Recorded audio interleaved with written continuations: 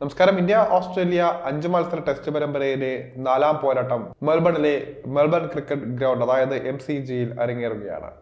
ഇന്ത്യയും ഓസ്ട്രേലിയയും തമ്മിലുള്ള ബോർഡർ ഗവസ്കർ ട്രോഫി 5 മത്സര ടെസ്റ്റ് ക്രിക്കറ്റ് പരമ്പരയിലെ ആദ്യ 3 മത്സരങ്ങൾ അവസാനിച്ചപ്പോൾ 1-1 എന്ന നിലയിൽ സമനിലയിലാണ് ഇരു ടീമും.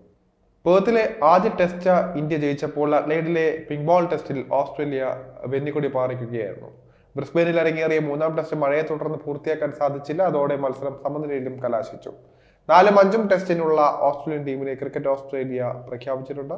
ഏറ്റവും ശ്രദ്ധേയം നഥാൻ മക്സ്വീനിയെ പുറത്താക്കി 19-കാരനായ സാം കോൺസ്റ്റാസിനെ ഉൾപ്പെടുത്തിയതാണ്. ഇന്ത്യക്കെതിരായ ആദ്യ 3 ടെസ്റ്റിലും ഓപ്പണറായിരുന്നു നഥാൻ മക്സ്വീനി. എന്നാൽ കാര്യമായ പ്രകടനം കാഴ്ചവെക്കാനും ടീമിലെ സ്ഥാനം ഉറപ്പിക്കാനും മക്സ്വീനിക്ക് സാധിച്ചില്ല. ഡേവിഡ് വാർണർ ഒഴിച്ചിട്ട ഓപ്പണർ സ്ഥാനത്തിന് വേണ്ടി ഉചിതമായ താരത്തിനായുള്ള കാത്തിരിപ്പിലാണ് ക്രിക്കറ്റ് ഓസ്ട്രേലിയ. 19-കാരനായ സാം കോൺസ്റ്റാസ് അത്ര ചില്ലറക്കാരനല്ല എന്ന് വേണമെങ്കിൽ പറയാം. അദ്ദേഹത്തിന്റെ മുൻകാല പ്രകടനങ്ങൾ സൂചിപ്പിക്കുന്നത് അത് തന്നെയാണ്.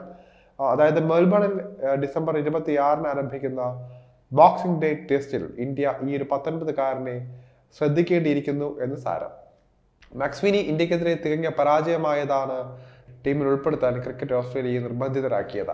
അതിവേഗത്തിൽ സ്കോറിംഗ് നടത്തുക എന്നതാണ് നഥാൻ കോൺസ്റ്റാസിന്റെ തന്ത്രം. എന്ന് വെച്ചാൽ എല്ലാ പന്തിനെയും ആക്രമിക്കുന്ന രീതിയും ഇല്ല. അവസാനം കളിച്ച 3 മത്സരങ്ങൾക്കിടയിൽ 3 പ്രാവശ്യം 50-ലധികം സ്കോർ കോൺസ്റ്റാസിന് നേടാനും സാധിച്ചിട്ടുണ്ട്. ഇതിലേറ്റവും ശ്രദ്ധേയമെന്നത് 50 റൺസിലധികം സ്കോർ ചെയ്യാനും 3 ഫോർമാറ്റിൽ സാധിച്ചു എന്നതാണ്.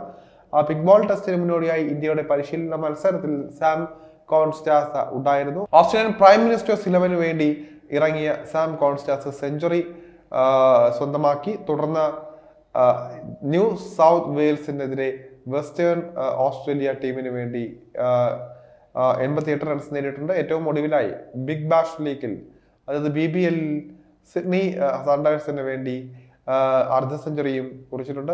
BBLന്റെ സാം കോൺസ്റ്റാസിന്റെ അരങ്ങേറ്റ മത്സരമായിരുന്നു ഇത് എന്നതും ശ്രദ്ധേയമാണ്. പിങ്ക് ബോൾ സന്നാഹ മത്സരത്തിൽ ഇന്ത്യൻ ബോളർമാരിൽ മിക്കവരെയും നേരിട്ട പരിചയം സാം കോൺസ്റ്റാസിന് ഉണ്ട്.